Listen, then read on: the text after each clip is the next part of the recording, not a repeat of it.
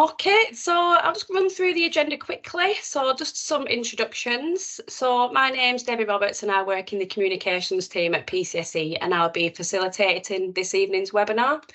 And I've also got Salma Paveen on with us, and Salma is the operations manager for the Ophthalmic Payments team. So she'll be running through all the system demos. She's got all the knowledge on everything that you'll need to know. And I've also got my colleague Laura Harwood that I think is working in the background, just making sure that everything's going to run smoothly for us this evening. So before we do jump into the system demos, I'm going to run through some slides with you, just explaining what the change is, what the benefits will be, how you can get started, and I've also got a couple of videos for you to watch. I think they're only a minute long, something like that. And then I will run through some hints and tips before handing you over to Salma that will run through the PCSE online system demonstration. But yeah, so let's make a start. Okay, so what's changing? So from January 24, it will be a contractual requirement that all GOS claims are submitted through PCSE online or a practice management system. Now, that basically covers all site tests performed up to and including the 31st of December this year. So anything from January 24, we won't be able to accept in a paper form. Okay, everything will need to go through electronically. So are there any benefits to using PCSE online? Yeah, there is lots of benefits. So when you're completing the form, you've got a real-time validation which flags any errors or omissions before you submit the form. So if you're going to submit something that's incorrect, the form will tell you that it's incorrect. So in essence, that will mean fewer rejected claims. I know sometimes with paper forms, it can be quite easy to get a rejection. And I think that's a lot of time it's to do with the scanning of the forms. So obviously using PCSE online will stop any rejections coming through like that, because it won't allow you to continue if the details that you're inputting are incorrect. You can also log into PCSE online and check the progress of your claims 24/7, so you can access it as and when you need to. And obviously, because you're going to have fewer rejected claims coming through, that should then save you time. And you'll be using less paper and postage, which essentially will reduce your carbon footprint. And obviously, using PCSE online is a safer option to using paper, just because PCSE online is a secure system that everybody will have all their own personal logins for. Okay, so getting started. So for PCSE Online or GOS, we advise that you consider having the following. So having a device that's connected to the internet in your reception area. It means that your staff will be able to pre-populate forms. Now, we advise that you have, say, a desktop computer, a laptop or a tablet. And if you have a device with an internet connection in your testing room, that will then mean that your performer can log in and fill out the required information straight away as well. So you'll also need to have, obviously, browsers attached to either one of your electronic devices that you're using. We just recommend that you check that the version of the browser that you are using is the most up-to-date version.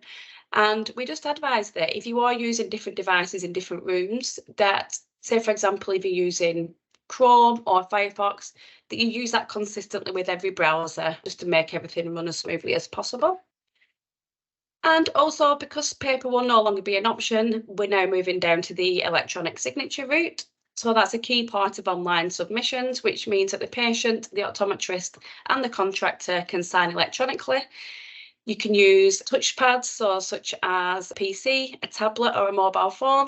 If you don't have anything like that, don't worry. You can use a mouse that's connected to your laptop or in your PC. And we can also scan a QR code, which then will be able to give you a device where you'll be able to sign on there as well. When Salma runs through the system demonstration, she'll be able to show you where the QR code is and things, and she'll be able to explain in a little bit more detail on how you use that. Okay, so using PCSE Online. So whether you're using PCSE Online or GOS through a PMS provider, the first step that you need to do is make sure that all your staff have got all the appropriate roles that you need. Now, the main role that you are going to need is a user administrator. Now, that's because they're the ones that are responsible for assigning everybody else their roles. Now, the user administrator role in PCSE Online is called user management, and it's got organisation in brackets, as you can see there just on screen. Now, I know a lot of you should already be using PCSE Online, or maybe to view your statements or things, but if you're not sure if you've got everything set up properly, do send us an email, which is just shown there on screen, and our portal inquiries team should be able to help you out and make sure that you're set up with the correct user administrators, and then they can go in and then assign the appropriate roles, what people will need. So the email address on screen, obviously, it's pcse.portalinquiries@nhs.net. And we just ask that you send your name and an email address and the reason for emailing us, and then a member of the team will be able to help. Okay, so I'm going to go through all the different user roles. So I'll start with the name of the user role, and then I'll just briefly explain what that role's for and who it's for. So the first one is a GOS performer. So that's for ophthalmic performers who will be completing the performer declaration on GOS claims and CET claims. And then you've got the GOS claim manager. So that's for reception and dispensing staff who need to view and enter data on GOS claims. Then you've got the contractor signatory. So that's for GOS contractors and their designated signatories who will be completing the contract declaration on GOS and CET claims. Then you've got the OPH statement view. So that's for users permitted to view monthly statements. So that's something that you might be doing already using PCSE Online or eGOS. And then you've got a supplier signatory. So that's for staff involved in dispensing and/or collections who are not contractor signatories, but that'll be also needed by staff in dispensing only outlets. And then the last one that we've got is for OPH head office. So if you're part of a chain, then you can assign a user at head office who can then view statements for all practices within that chain. So don't worry if you've not got all this down. We do have lots of information on the PCSE website with user guides and things, which shows all the user management and how you go about getting these roles and what the roles are for. So we'll get that out to you as well within the communications that we send out. We'll send you a link so you know where to find it on the PCSE website. So I'm going to quickly show you a quick video. So it was just basically when we first transformed onto PCSE Online, and this is basically was videoed about it and what they thought about it. So I thought it'd be good just to include it if you had to have a watch. So yeah. I'm Stuart Mitchell. I've been an optometrist for over 30 years. We've been using PCSE Online for approximately 3 months. The setup's easy. We've gone down the route of using a touchscreen laptop. I didn't buy new. It was relatively inexpensive. It works for us. The software is actually very easy to use. All the main paper forms are now online. It's very intuitive, very straightforward. As long as you can type on a computer, you can use it. The big benefit is that you can't submit a form which hasn't been filled in correctly. Once that form is sent down the line to PCSE, the claim will be accepted. We also have statements online where we can check back on GOS 1s, 3s, 4s and 5s, so individual claims can be counter-checked very easily. We're not having to post things, and that saves time, save a little bit of money. PCSE Online works very well, and as a small practice, it's probably the simplest approach. I would certainly suggest if you get the chance to look at PCSE Online, it is worth looking at and just trying it out. It's worth doing it.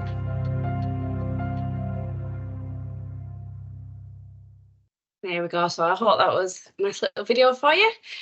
So with moving online with a PMS provider, so if you are using a practice management system, also known as a PMS, you'll need to contact them to see when you can actually start submitting GOS forms electronically via the system. I think they need to send you an activation code before you can actually do anything. So you just give them a contact and hopefully they'll be able to give you a code to get you going. And if using eGOS for your PMS for claims, appropriate users will need to be given the OPH statement view and the GOS claim manager role in PCSE Online so they can view the monthly statements and track the status of claims.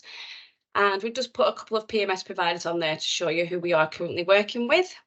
And I've just got another quick video for you from someone that was a PMS provider.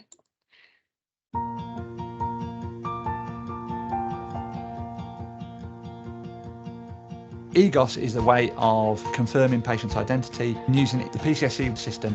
It's using a tablet to capture their signature and making sure they're eligible for an eye examination. It's been very easy to set up. Within 2 hours, we were up and running. The reception staff have been very confident with it because it was already integrated into the software we were using. It was very simple. We're no longer using the blue forms, so that's a great saving. All that time is now saved and where we can concentrate on looking after the patients. It's definitely streamlined our practice. We're now able to log directly into the system, see the site tests that we've carried out, and there's an itemised transaction at the end of the day, and then payment comes through swiftly. The practice management system and the PCSE website work really well together, and I'm really pleased and wouldn't think twice about recommending it.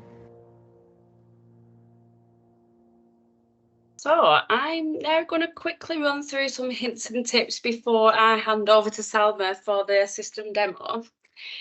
So just a couple of pointers. So you can pre-populate the GOS forms prior to your patients entering the store. So hopefully that will save a bit of time for you.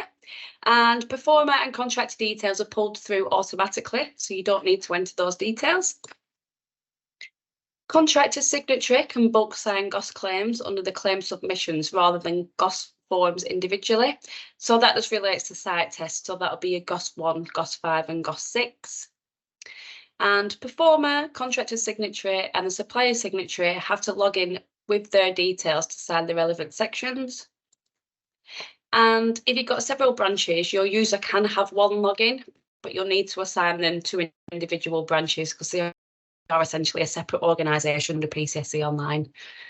Okay, so that's it for me for the moment. I am now going to hand you over to Salma, who is kindly going to run you through some system demos. So hopefully what I've spoke through, you'll be able to put to life.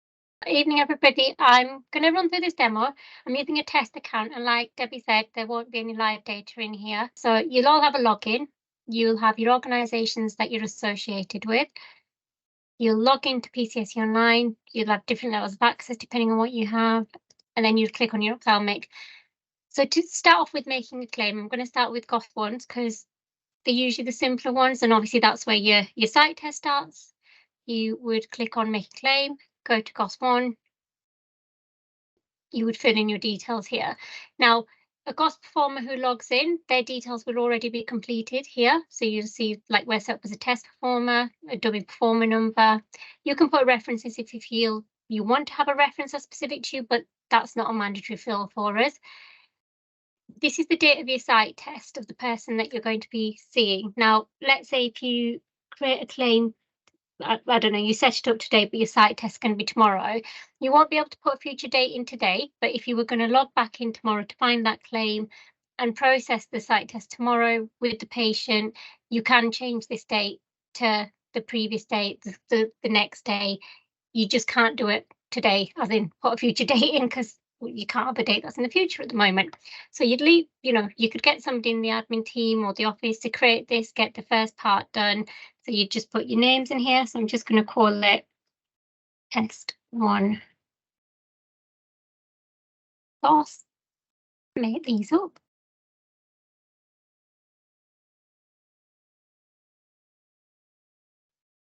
And then whatever the appropriate date of birth of the patient is. And then you put NHS number if you have one, national insurance number. One thing to just point out with the NHS number and the national insurance number, because they're quite unique identifiers, just ensure that if you are filling this section in, that it's been checked. It's not being used on any of the claim by mistake, or there's not a typo, because when you get to the performer screen, it will flag as a duplicate if somebody's already used that national insurance number or that NHS number, and it won't let you proceed any further. So just little things to bear in mind, but these are not mandatory. These are optional fields. So if you do have them, it's good to fill in. If not, that's still fine. But your date of birth, your name, your first name, your surname, and the address is mandatory. With regards to date of last site test, if you have it, fantastic. If not, you've got the option of first test or not known. Similar to your forms, your paper form, it works in the same manner. So you check your eligibility. You need to select the right option. Now, like Debbie pointed out, if you select the wrong thing, so if I was rushing and I clicked, under 16, obviously I know this patient's over, and then I forgot to fill anything else in, I thought, oh, I'm going to go next. It won't let me proceed. It'll tell you what's wrong, what you need to correct. So I need to make sure I collect the right eligibility. Obviously, If you're not using, the patient is over 60 and you decide to put down they're in receipt of pension credit, please ensure you fill in whether it's the patient, the parent, the partner of the person, if it's dependent. So you select the right option there. You can select both, but as long as there's no conflicts in them, just as you would do any paper claims, evidence seen or not seen, and then you go to your next section. Now, whoever's going to sign, similarly, if you say the patient, you'll note that the system auto-generates the name there and it auto-generates the address here, so you don't have to tick same address or fill in the address. However, if you pick patient's parent or carer or guardian, please note you will need to fill this information in. So, you know, if it's a, I don't know, Dan, I'm just making up a name. If they live at the same address, you select this, it will auto-populate it. If not, similar to what I did before, you will put in the address in here or the postcode, click search, or find the address for you that you want to use, and then you select it. If you can't find the address there, you also have the functionality to manually enter address, so you can fill in the details there also. I'm just going to select patient because that would be easier. And then here's your declaration page. So you click on this button here, sign the declaration. Now, let's say I forgot to do that and try to press next. You can play around with the system and it'll, you know, stop you. It won't let you because the patient declaration hasn't been signed yet. So click on here, and this is where your QR code is. So you've got the function of whether you click on here or if your patient has a phone, they could take a picture of that QR code and they could sign it on their phone, whatever you're comfortable with, whatever technology you have. It opens up this box for you on your screen, and then you scroll down and they just sign whatever their signature may be. Accept, and you will get a message to say the signature saved successfully. You'll close this, and then you'll get back onto your screen where the declaration is and go save and next. Now, this is where you put your outcome. Obviously, if there's an early retest code you need to provide us with, your selection will be here. And then what is the outcome of this? Is the patient being referred? Is it new change prescription? So you fill in the appropriate thing. Now, if you were to say there's a new change prescription and a voucher was issued, you'll notice that these now become fields that you need to fill in. They're obviously one prescription, two prescriptions, entirely up to yourself. If it's just A, you just, you know, A, B, whatever you think is going to be based on what conversations you've had and the site test you've undertaken, you fill this in. Complex, prism, tints, you know, whatever's applicable. Obviously, if you were to leave this blank, it won't let you because you've said that there should be a voucher that's issued. So you need to select at least one voucher. So that's why it's quite intuitive. It stops you from going and missing something, therefore it can't reject. You will always know that there's something that needs to be filled in. So I'm going to go for one voucher here and then sign, go next. Now, just so that you're aware, obviously, if you have a performer, they'll have their roles. Debbie went through the various different roles you can have on the portal. The performer would get stopped at that point and it'll say save awaiting contractor. For test purposes, I've been given access as if as a contractor, I'm also a performer, so I can go through the full process myself. But obviously that may not be the case, and it may be waiting for you guys to get a contractor to sign, or you know, the performer will stop at a certain point and the contractor can sign at the end of the day. So this is the final screen you'll go on to. Now, if this was a duplicate claim, for example, on the previous page, you would see a flag on there, and I'll show you an example, but we'll just sign this for now. Now, I can either go sign and submit. So this will submit my GOS1 claim and accept it. And it will show, and I'll show you how to search the status of the claim. Or I can do create a GOS3 voucher straight from here. If I create a GOS3 voucher, it'll take me straight into the GOS3 screen. But I'll show you another way of doing it if you decide you want to submit your GOS1 claim straight away. I'm just going to make a note of this patient so I can show you a duplicate example. So I'm going to submit this through, and this should say it's successfully submitted and disappear. Yep, claim submitted, and that's done for me now. If I go into the search for claim screen, you can put your dates in. If you've taken a note of your claim number, you can put your claim number in. So I'm just going to search by today's date and the fact that I've done a GOS1. And you still have this button here which says create a GOS3 voucher. So although you had the functionality to do it whilst you were processing the GOS1, and it was going to stay at awaiting contractor, you can actually go from here and go create a GOS3 voucher, and it will already have the patient's name, date of birth that you filled in, and then this is where you would put your prescription details in. Again, not an optician, so I'm just making up the most basic one that I'm aware of. But obviously, you would fill in the appropriate prescription and select the voucher that's associated. You get the drop down. If I was to click on the wrong voucher by mistake and then try to go ahead and it doesn't match the prescription, so I was to click create a GOS3 claim, it wouldn't allow me to, because it wants you to pick the voucher that's associated with the prescription you've put in here. So whatever information you put, the voucher needs to match that. So I know this, the basic one that I'm aware of, which is the A voucher, and then you can sign this. Now you have the option of creating a GOS3 claim straight away, or you can do print a voucher, GOS3 voucher. Now, this is just preempting moving forward, but if, let's say, when we're mandating online and you're having to give the patient the details, and let's say they want to come back at a later point, or they decide they want to go to another optician, the two bits of information that are important is the voucher code, which is this here, which is in essence your claim ID, and your authorization code. And we do still, and we will continue to still have the option to print the GOS3 voucher if you wish to give the voucher manually. So I'll show you that quickly. If you click on print GOS3 voucher, this is what you filled in. Obviously, the eligibility is here.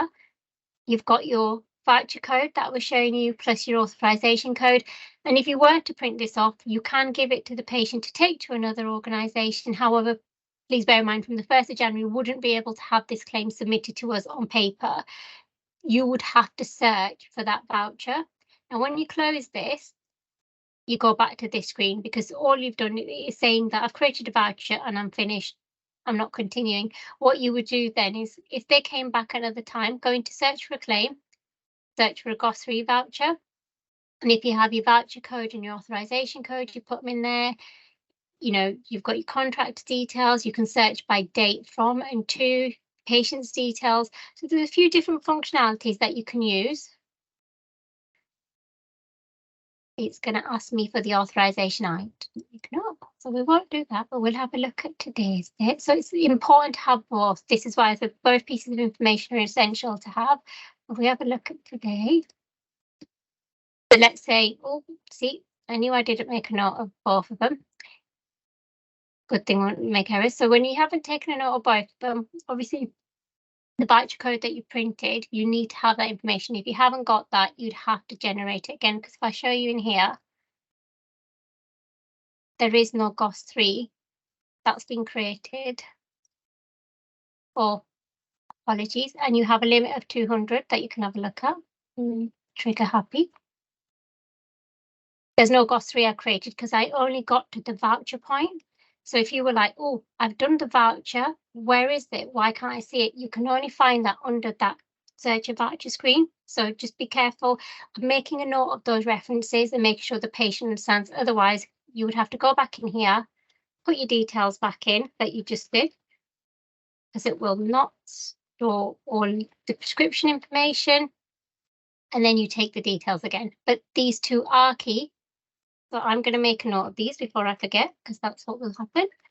So you've got your voucher code, your authorization code. Obviously, if you're printing off the form, you know, the patient will have that. It'll be there. And it will be available for them to sign as well. And it's essential you sign this so that when, let's say, if it goes to another contractor, they can then search that voucher and actually proceed with the form of signature. If you haven't signed it, they won't be able to. So if we do that, it should find it for me. Yes, it will. And then it's just as straightforward as going from here and proceeding. I'm just going to quickly show one more thing if I can. So I was on the other dummy code. So assume you're a different contractor and the form has been shared with yourself, or you've got the voucher code and the authorization code.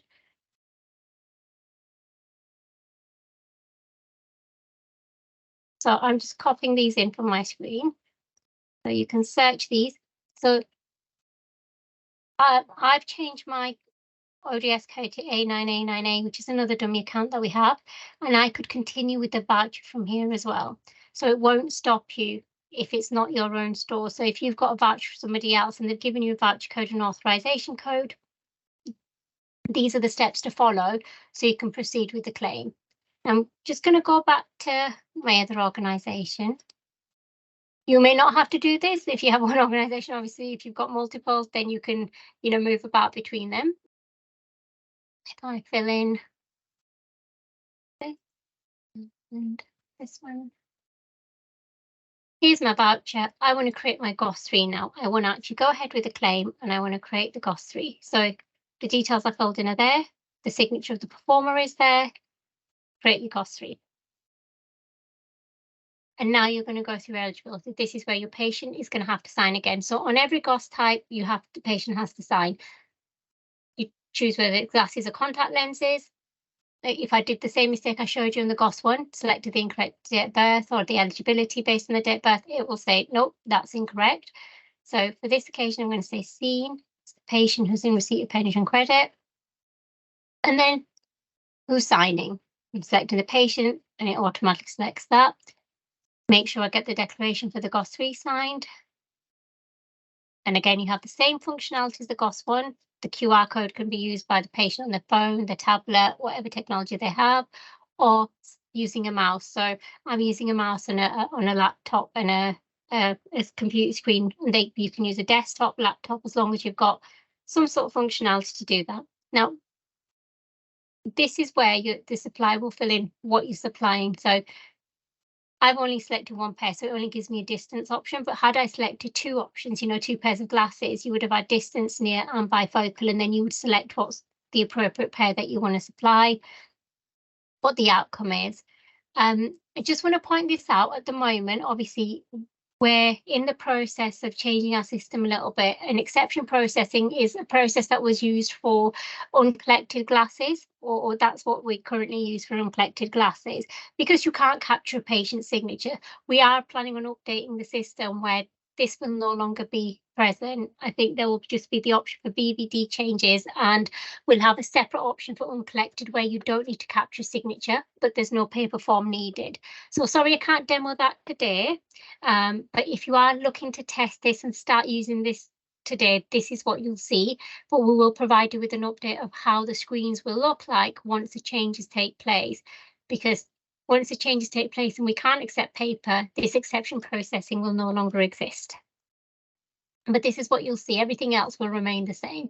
So I've selected glasses rather than contact lenses on this occasion. Obviously, you select what's appropriate, the outcome, and then if there's any special features that you need to select, you'd select those. And it auto calculates for you what the value is.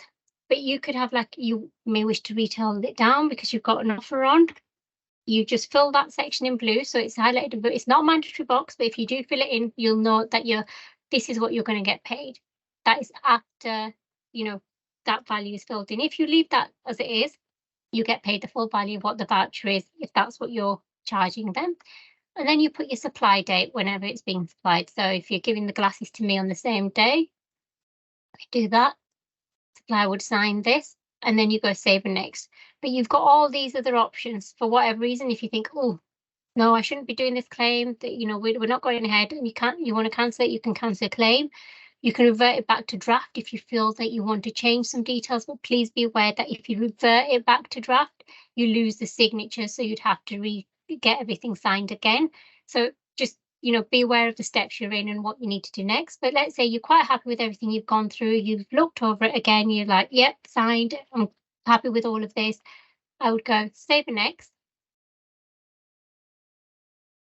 Just going to wait for it. It will bring you to the final declaration, which is your patient's declaration to say that they're collecting that pair of glasses. Again, you select who's collecting them, the outcome, get it signed. So your second signature to match how your GOS form is, the QR code, and squiggles like me, confirming what pair of glasses they are, and then you submit. And that's your claim done. Now, before I move on to any of the GOS type, I'll just show you. You can, if you're wanting to check if your claims have gone through or if they haven't, what status they're at, There is a limit on how many you can search in this screen, which is a maximum of 200. So you want to narrow the dates down. But if you put today's date and you wanted to see what claims you've done, all you need to have is your organisation details, which is what will auto-populate for you. Your claim type, if you want to check a claim type. But if I just narrowed it down to today's date, I will see 2 claims. One is an accepted GOS 1 with that same patient, and then the GOS 3 off the back of it as well. So I've processed both of those through, and I know they're accepted, and these will get paid in my next payment run or my next statement. So that's your GOS 1s and your GOS 3s. I will move on to, bear with me, GOS 4s. Now, just eligibility screens are pretty much the same for all of them. It's just each GOS type has a slight different way of working, and the nuance is a bit like what you have on paper. So same thing here, if we do test on GOS 4.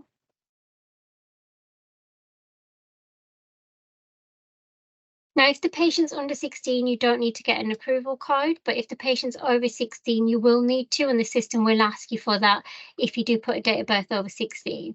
So I'm going to try an under 16 first, but then I can also show you somebody who's over 16 as well. So again, similarly, if you have any of this information, please do fill it in. If not, fill it in as you would do on your form. This patient's under 16. Have I seen their eligibility? I'm saying I have, but if you haven't, you'd put no. And then you don't have to fill this in for a patient again under 16. It's not a mandatory field, but if they were over 16, then you would need to ensure you provide sort of a reason for why or a description for how it was lost or the damage happened. Because this patient's under 16, you only have the option of a parent or a care or guardian, so you'd select the appropriate one. Put the name in, obviously mine's dummy, so I've just put mum. Same address as patient if they live at the same address that you've got. If not, again, you have that same functionality. You want to tick this, you put your postcode in here and do a search or enter manually. Sign the declaration.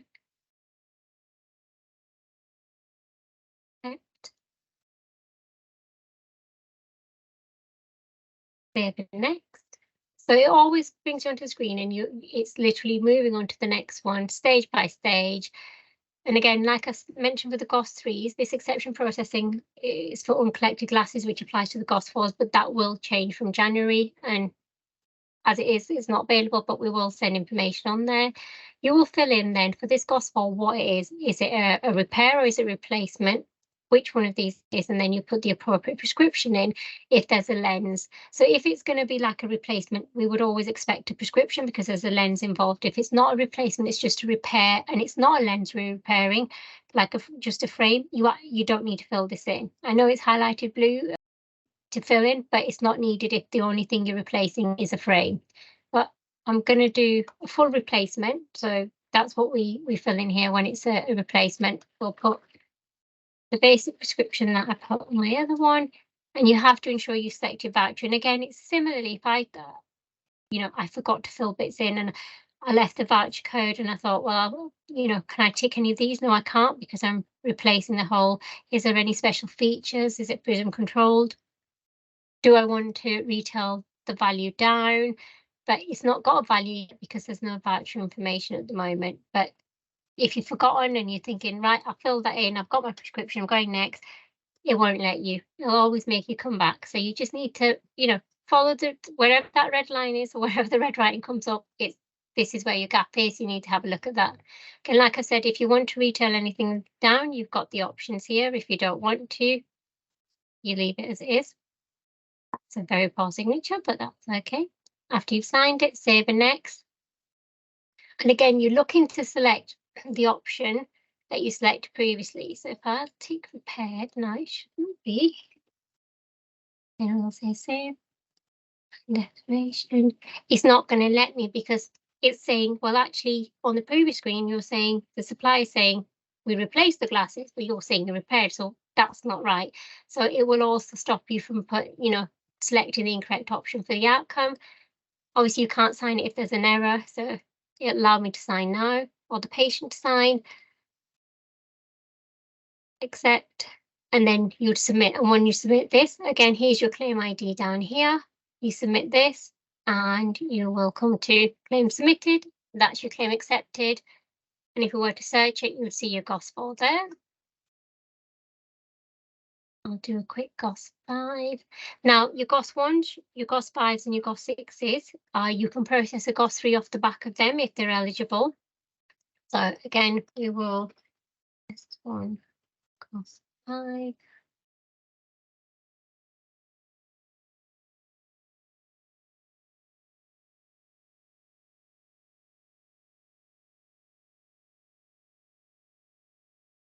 If I do first site test, and then the eligibility. So whose certificate is it? You don't have to put, you know, like HC, just put, or the reference, just put, you know, whatever number you want it to be, based on it. That's your maximum characters. 9, I think it is. You can put as maximum, so you can put patient. Now, if you were to put the partner's details, obviously you can tick that box and it will take that is whatever the HC certificate or whoever it relates to, you know, how much does the patient pay? So we'll use £10, so it's an easy round number. They need to understand. And if you were going to do a domiciliary element in essence, but they had this HC3 certificate, then you'd be able to take that. They won't be able to attend the practice unoccupied, and then why you've had to do it as a domiciliary in essence. So you've not done a PVN, but it allows you to claim that as well. The full regulations, you know, the ICB can go through all of that information, but you have that functionality here, but you can't tick that box and then go save and next, because it's going to be like, right, well, Salmon's not filled in the whole box properly because you need to put like this. It won't allow you to just take 10, but also I'm not putting a reason. So you'd put what the illness or disability is if it's applicable, but I'm going to just do a straightforward GOS 5. Save and next, but please remember, I always forget that bit where I've put the 10, I'll put 10 0 and then I'll like press next when I'm testing. I'm like, why is this not working? You have to put the decimal point as well and the numbers after it. So you've got, you choose whether it's patient, parent, carer. Obviously, patient always generates it, which is the address. If not, you've got the option to select the same address, sign the declaration. And similar to the GOS one, there's only one patient signature in here. Successful, save and next. And then it's what your outcome is, which again looks very similar to GOS one. Now, if I don't select a voucher was issued, then this is going to remain greyed out. If I select a voucher is issued, that's where you get that option to do a voucher off the back of it.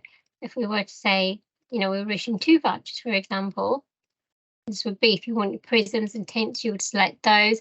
If you know, if there's an early retest code reason, you would select the appropriate option for the early retest code. The former will sign here. Now for GOS 5s, it doesn't auto-generate the value. So on a GOS 1, you would have noticed there was no pricing anywhere because it's a set price. Although GOS 5 does have a set price, it is required that you put in what you're claiming. So it's either lower of the private charge or the NHS site test fee. So I'll use the NHS site test fee, which I think is 23.14. I hope I got that right. I always forget and mix it up. If you had the domiciliary element, again, you would put that in there, but it calculates it for you. So it tells you what the maximum you can apply for, what the patient's amount is that they will contribute, and then what your claim value is going to be, which is £13.14. If you were selecting a domiciliary element, as in they weren't able to attend your practice, you would put the value there and the address here if it's different to what you'd already put at the beginning.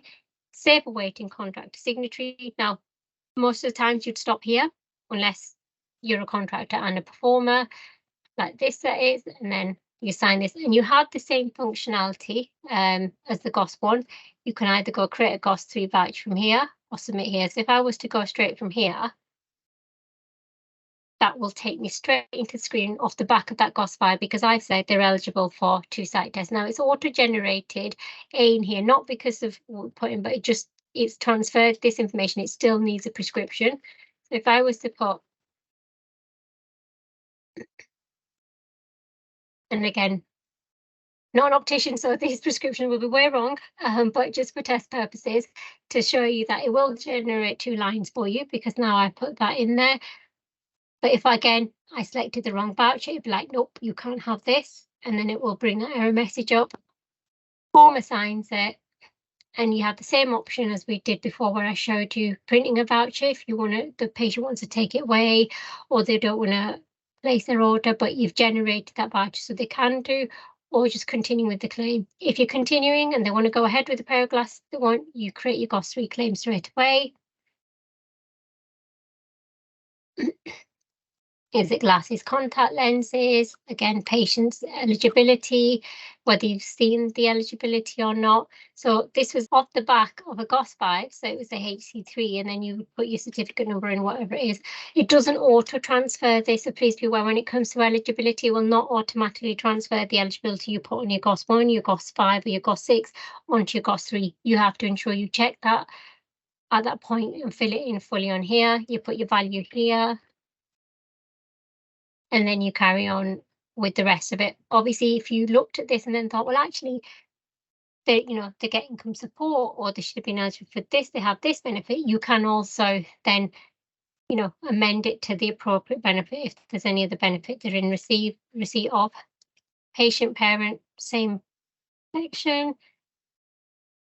So apologies, this is being repeated, but hopefully it's clear. So I've put in,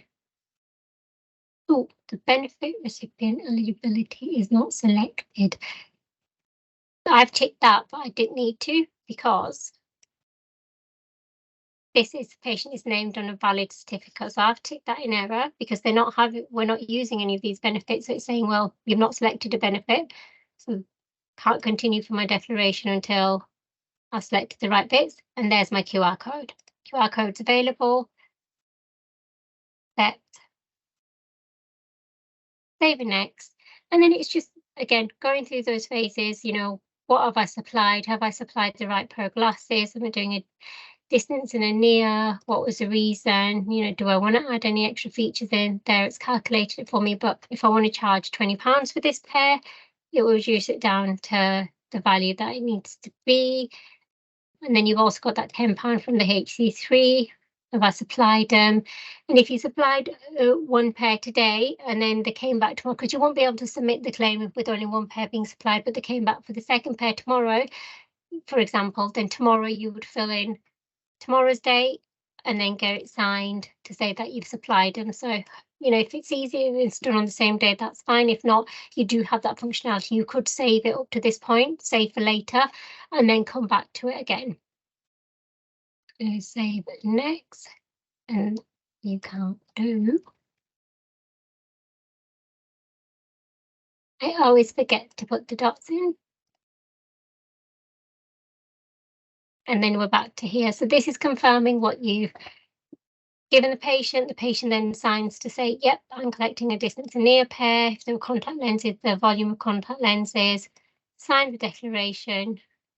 And this would be my GOS 3 off the back of my GOS 5 that's been accepted and done.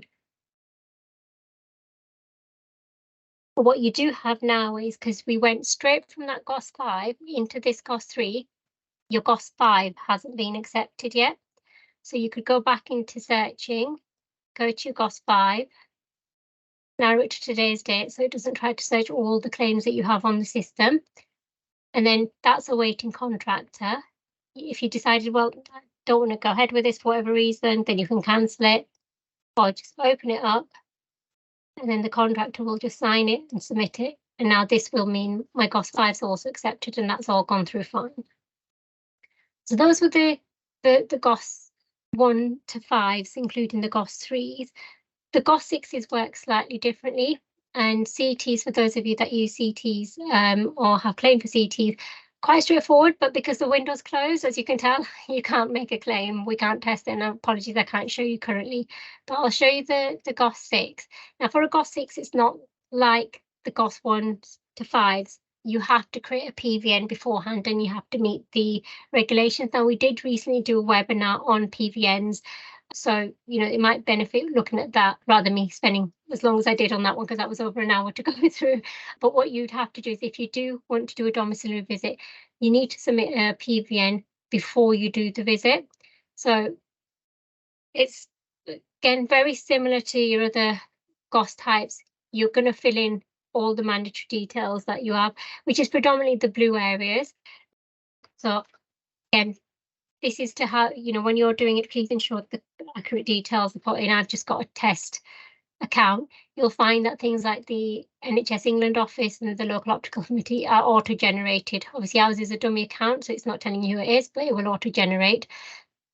You need to give the appropriate notification period. So for 2 or less patients, it's 48 hours minimum. For 3 or more, it's a minimum of 3 weeks notification. So I won't be able to proceed to GOS 6 today, but I'll just give you a quick example. If you're doing the PVN, I'm saying on the 29th, and do it for 1 patient, you choose the property, you would save this, and this would generate your PVN reference, which is always when it's saved up here. Once you click save, it generates it. Now, this PVN reference doesn't mean it's necessarily accepted. You now need to put your patient's details in. So, and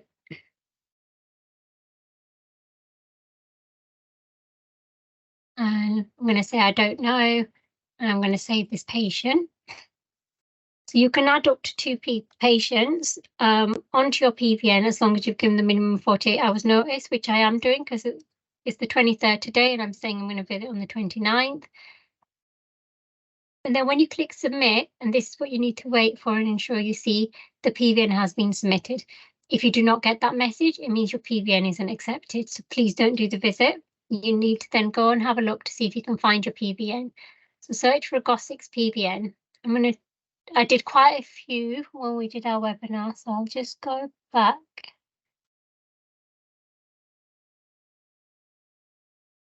No, we don't want it, is it? Well, let's.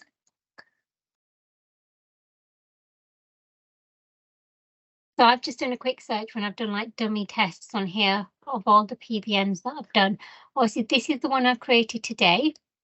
Visit date is the 29th. If I try to create a GOS 6 today, it's not going to work because it's going to say, well, you said you're visiting on the 29th. That's when your site test is, and it just won't allow me to proceed. So please don't ever go create a GOS 6 on a PVN where the visit date is in the future, because it just won't let you proceed at all. And then if you had to change the date, you've already decided to create a GOS 6 and it kind of places a blocker. So please ensure the PVN, is for a date that you can, and then you would go in. So you could cancel at any time, but obviously if you want to cancel, you hit cancel here and it will ask you, are you sure? We were having issues before, you could just cancel it. Now you have to confirm. On the day of the visit, you can add up to 3 additions as well. If, let's say, there was an emergency, medical emergency that needed to be seen on the day and you couldn't add them to your PVN, you can click on add patients, maximum 3, and it will allow you to proceed. So if I was to have a look at this PVN, I just want to see if I process this through. It will tell you the details of the date of visit, what type of property it is, the date you notified it, the patient's first name and surname. Obviously, these are dummy, date of birth that you've got, and then you go create a GOS 6, and that would be your only way to create a GOS 6. So there is no function like you saw on the GOS 1s and the GOS 3s and 4s and 5s where you could just go straight into a button that says GOS 6. You have to have a PVN. So it auto-populates information that I filled in on my PVN, the date of visit, the PVN reference, and this is why these are all grayed out on here. You've got the patient name and the surname. You've got the address that I selected. If you have any additional information when you visit, let's say they give you a national insurance number and NHS number, by all means, please do fill that in.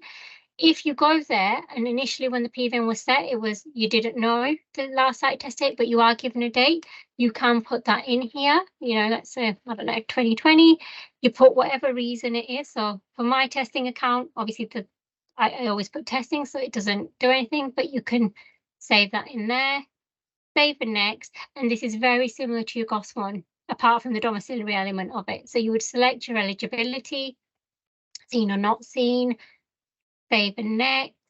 So what have I missed? Where have I gone wrong here? So I've put 1983 for this patient when I set this up, so that can't be right, can it? So then it's going back and having a look, is it one of these eligibilities, or is it that this person's got universal credit? So this is the good thing, you know, in case you're looking at so many different patients and you forget what did I put as a date of birth and you select the wrong eligibility, it won't let you proceed unless the eligibility matches that date of birth. Yes, it won't stop you if, for example, the patient gets income support and you take universal credit by mistake, because it's not that intuitive, but it will use the date of birth to select that. So let's see if I select the right thing. Save and next. Yeah. So again, patient, parent, carer, whoever it may be, get your signatures. Select those. Save and next. And this is where you'd put any early retest codes that you felt were appropriate. I mean, your PVN may have had an early retest code on when you created it, because the system will say, well, there's already a PVN in play. You would raise it with us. We'd tell you whether there was one, there wasn't, or you may already know that they've had a visit a few months ago, but they need another site test because for medical reasons. So you'll be able to do that. And then if it changes from the date you do your PVN to when you do your visit, you can amend that in here also. So you would put who have you done the visit to. Now this one only had one patient, but if you had multiple patients, you can select, several patients at the address and then choose the patient. But if you do the top one, it only gives you the option for first patient. What's your outcome, as you would do for a GOS 3? So if we said a voucher, and just do an A, you always need to click on this button. It's not auto-generated. So you would always have to select that you've done a site test, because you can't just claim a domiciliary fee. It's not allowed. So it has to be a site test with a domiciliary fee. Sign, go next. And then again, because I've got the contractor and the performer set up as one, I can sign both elements and get this submitted through. And then I can either create a GOS 3 voucher off the back of this or create it when I've submitted this claim. So if I take a record of this claim number here, I submit this GOS 6, and I've gone out of it and it's submitted it and it's accepted this claim, but I realise, oh, I've already clicked out of it. I've already, processed this through, but I wanted to do a GOS 3. Just go back into your search claim and create your GOS 3 voucher off the back of this. It will pull across as much information as it can for the patient's details. That's why you don't have to fill it in. It auto takes you to the prescription screen. You put your prescription in, and then as the performer, you sign it if you are the performer. And you can follow the same steps I've shown you for the other GOS types with the other GOS 3s and just complete it from there. I will show this one. But again, like I mentioned, I filled in the eligibility on the GOS 6, but it will not transfer that. You have to ensure that you fill this information in yourself. Easy to miss some elements, but it won't let you continue until you fill in each section that's appropriate, and it won't let reject the claim afterwards. It will tell you, right, you've missed this, or you've selected the wrong option, or you've not selected this, and you fill it in, and then it will allow you to proceed. But this will go through quite quickly. Sorry, I might be tapping a bit quick, but you will be speedier than I am once you've got on this and getting through this. It's quite prompt. Obviously, one thing I would suggest is keeping only one browser open on your screen. So like this is a GOS 3 voucher, so that's not it. But if I try to open two sets and do two different patients' information, it doesn't always work and it can mess it up. So always just work on one patient on your device. But if you have another device and you're stored, somebody else will be working on another patient, but having to open at the same time, we've seen that it can cause problems with some people's claims. So we wouldn't advise ever doing it that way. And then that's it. I think we are hopefully at the end of submitting this GOS 3. That's been submitted. And if I do a search here quickly, and if you wanted to do like a tally up at the end of the day for yourself, you could put the date, select the performer that you have. If it's a specific performer, do a search. As long as they've not done more than 200 claims, you should be able to see more. But this is all the claims that are processed, the values that I'm expecting to receive, and then I would see those on my statements in the following month. Don't know how many of you use this functionality, but obviously you've got to make a claim, you've got searching, you've got a statements page.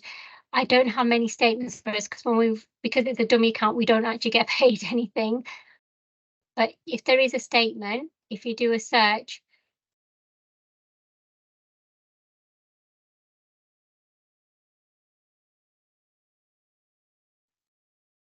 so yeah, I don't have any statements. I was going to see if I'd created any, but we haven't. You would have the option for a statement here. I'll try looking further back. I did try at some point, but the reason from a PCSE perspective we don't have statement is purely because we don't actually get paid anything. There aren't any banking details. So here's a dummy statement with negative funds. You don't want to be seeing that, but you can open this up and it will show you an array of the different claims that you have under the different GOS types. If you've got any adjustments, whether they're positive or negative adjustments, any levy deductions, it'll show you those as well. So you'd have a full breakdown, and you can download this either in a PDF format for your records, or you can download it as a CSV, which is like the Excel files, if you want to tally it up on a month-on-month basis. What you will see, you will always see a list of your statements. So you'll see the last 3 months and you'll be able to search those if you click on here. Bear with it, as you can tell, it's just loading at the moment because there's a lot of data that's contained behind it. It can take a little bit of time to load, but once it's loaded, you'll be able to view all the details. You just have to expand the statement and it'll be there. I think that covers all the GOS types, Debbie. No, that was really good. Thank you, Salma, for going through that. I know it can be quite difficult when you're trying to demo something on screen. So have a quick Q&A before we let everybody go. But the first question that I've got here is, does each signatory have their own login details? Yes, in a way. So yeah, each person would need to have their own login details with the appropriate roles. So whether you're a GOS performer, whether you're a contractor, claims manager, you would have to have your own login. Right, thank you. And we've got another one.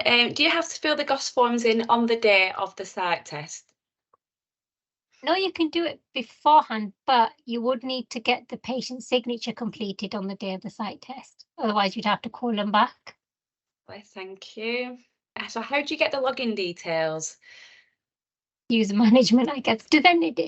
So I guess the first thing to look for is, do you guys have any user administrator set up at your organizations that have the overarching access to your system in a way? So you log in and then they would issue out login information for each person. They can create a user on there. We can go through, I guess that would be maybe a slightly different webinar to talk through how user management works. So actually, this is how you can set up a user administrator and what they can do, but we can share guidance on how to do that. We have a guide on how to set up users.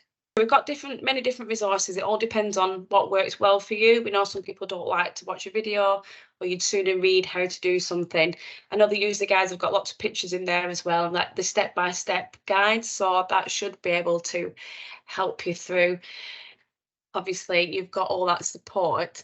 So I just had another question through about, has any provision been made for when the systems are down? Capita or ours are pretty reliable. So it's really well, there will be from the 1st of January. So that is something that's being worked on, and provisions are being made with the system allowing for you to process the claims afterwards. It'll be part of our business continuity plan that we share with you, the BCB plan, but we're working with NHS on that. So we're currently testing. This is why I couldn't demo it. Unfortunately, it's not a live environment that's available to me to show you, but there will be functions built into there, which if you have, let's say the system was out today and you had to do the claims tomorrow, you could select that you were unable to capture a signature, that it was due to a system outage. You would have to put the date and the time that the outage occurred. So if it was today at 5 o'clock, for example, and I was doing the claim tomorrow, I would put today's date. So I'd put 23rd and I'd put, 1700, so that it can be captured for NHSE audit purposes. And I believe, and this is why we're still working on it, because we're waiting for the final sign off from NHSE and their documentation, and they will also share it with yourselves through the commissioners. There's a little slip that you'll fill in with the patient signature, so you're not capturing the signature on the system, and the claim can still be processed through without a signature, which at the moment it can. It's a mandatory field, but if there was an outage, you'd capture it on a slip should a PPV check be done. So there are definitely things that we're doing to the system to actually accommodate the full mandating online. It's just we don't have that environment available yet because we're working on it. So we're not being able to demo that. There'll be information that's shared with you shortly once that's been done to say this is coming from 1st of January. These are the little changes that you'll see, and you'll also be given the guidance on if the system is down, what steps to take to be able to still submit your claims and get payments. Brilliant. We are due to be sending out a communication around the regulation changes and what to expect. And that should also include some information about the business continuity guidance. And that should be sometime in December. So as soon as we get the information, we'll get that out to you as well. David said, just went on the user management and it doesn't look obvious how to generate login details. I'm not sure if you've just had a look at the user guide. I believe everybody should have login details. Is that right, Salma? For those that look at their statements, they will always have the statement view. If we need to have a look at a quick guide, I'll have a look through the guidance. So apologies, I haven't used that guide quite a bit that often because we don't deal with user management, but we can have a look for you and take that back and see, could we do maybe a little snippet of the different sections you need to go to. It's quite a straightforward process. I mean, like David said, we've run over. If we had a bit more time, I could quickly show you how we would do it from our perspective internally, but as long as you have a user administrator at your store, they will have full access to be able to set users up, which is maybe 3 clicks. You know, you can so there's the user management tab. So once you log into PCSE online, the user administrator will see the user management tab, and then you'll be able to click in that section. And then I think it is just a case of adding people's email addresses, and then you'll have the option to assign roles. Obviously, if you don't have the user administrator, as I mentioned earlier in the presentation, you can email our portal enquiries team at PCSE. When we send out the communications to you sometime next week, I will include all this information on there. So obviously you've got the email addresses, and I'll put some user guides in there and everything to get you going. So please don't feel like you're going to be on your own through this. We will send you all the information that you need to get going. We'll look through your questions and then we'll provide you with feedback on those. Anything, like I said, so it's a quick whistle tour, so I've not covered all scenarios. You might come across different things, but we're here to help if there are any queries in that way. We've covered all GOS types and PVN, so hopefully that's helped. Lovely. No, that's great. Thank you, Salma. So I am going to make a pause, but yeah, so that's all from us. So again, thank you for attending and enjoy your evening. Thank you. Thank you all. Thank you, Debbie.